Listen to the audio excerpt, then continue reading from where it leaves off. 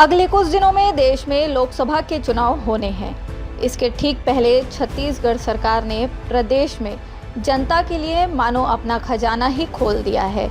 विभिन्न योजनाओं के तहत जनता को उनके खाते में सीधा पैसा दिया जा रहा है। इसे लेकर सियासी बयानबाजी भी तेज हो गई है। कांग्रेस का कहना है कि यह सिर्फ लोकसभा चुनाव के हिसाब से ही होगा। वहीं भाजपा मोदी की गारंटी को पूरा करने की बात कह रही है। देखिए एक खास रिपोर्ट।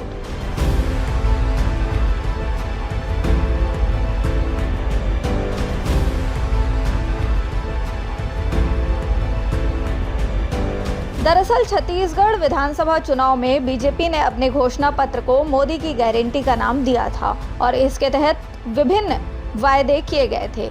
प्रदेश की सत्ता में आने के बाद विष्णुदेव सरकार ने लगातार मोदी की गारंटी पर अमल करना शुरू कर दिया। इसी कड़ी में सबसे पहले 16 लाख पीएम आवास देने कैबिनेट में निर्णय लिया गया।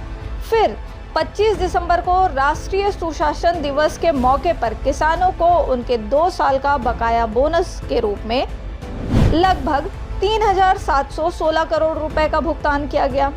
10 मार्च को महतारी वंदन योजना के तहत पीएम मोदी द्वारा वर्चुअली जोड़कर प्रदेश की 70,12,800 पात्र महिलाओं को लगभग 655 करोड़ 57 लाख रुपए की राशि आंतरित की गई। मुख्यमंत्री विष्णुदेव साय ने कृषक उन्नति योजना के तहत छत्तीसगढ़ के 24,72,000 से अधिक किसानों के खाते में 13,320 करोड़ रुपए की धान की एमएसपी के अंतर राशि को इनपुट सब्सिडी के रूप में ट्रांसफर किया। पूरे मामले पर बीजेपी का कहना है कि 13 मार्च को छत्तीसगढ़ सरकार के 3 महीने पूरे हो रहे हैं और इसके पहले ही मोदी की महत्वपूर्ण गारंटियों को पूरा कर लिया जा रहा है। महतारी वंदन योजना की राशि के बाद कृषक उन्नत योजना के तहत किसानों को अंतर की राशि दी गई। तेंदुपत्ता संग्राहकों को भी भुगतान किया जा रहा है। भूमिहीन कृषकों को दीनहीन भूमि मजदूर योजना के तहत मजदूर किसानों को 10,000 रुपए प्रति वर्ष मिलना है। 3 नवंबर को हमने भारतीय जनता पार्टी का घोषणा पत्र जारी किया था। माननीय अमित शाह जी उस कार्यक्रम में थे, आप लोग भी इस कार्यक्रम में थे और हमने घोषणा पत्र का नाम दिया था मोदी की गारंटी। हमारी सरकार के गठन को 13 मार्च को 3 महीना पूरा होगा।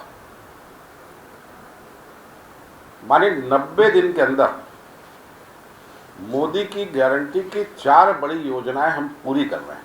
तो वहीं पूरे मामले पर कांग्रेस का कहना है कि यह सिर्फ और सिर्फ लोकसभा चुनाव के हिसाब से ही लोगों को सहायता कर रहे हैं। 15 साल तक जब बीजेपी सरकार थी तब वादा यह चुनाव से पहले पूरा करते थे।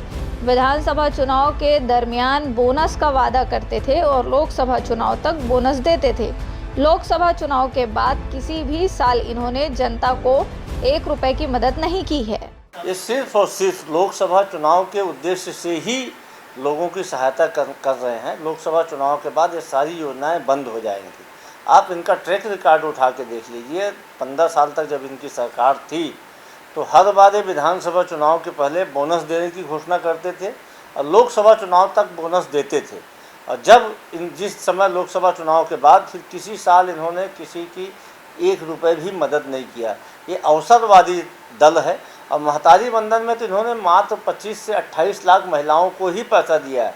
हम तो भारतीय जनता पार्टी को चुनौती देते हैं कि जो 70 लाख महिलाओं के खाते में पैसा जाने का दावा कर रहे हैं, ट्रेजरी के माध्यम से एक एक नाम को सार्वजनिक करें या बताएं कि किन 70 लाख महिलाओं को इन्होंने पैसा दिया है, या झूठ बोल रहे हैं, भ्रामक बातें करके वाहवाही लेने की कोशिश में लगे हैं।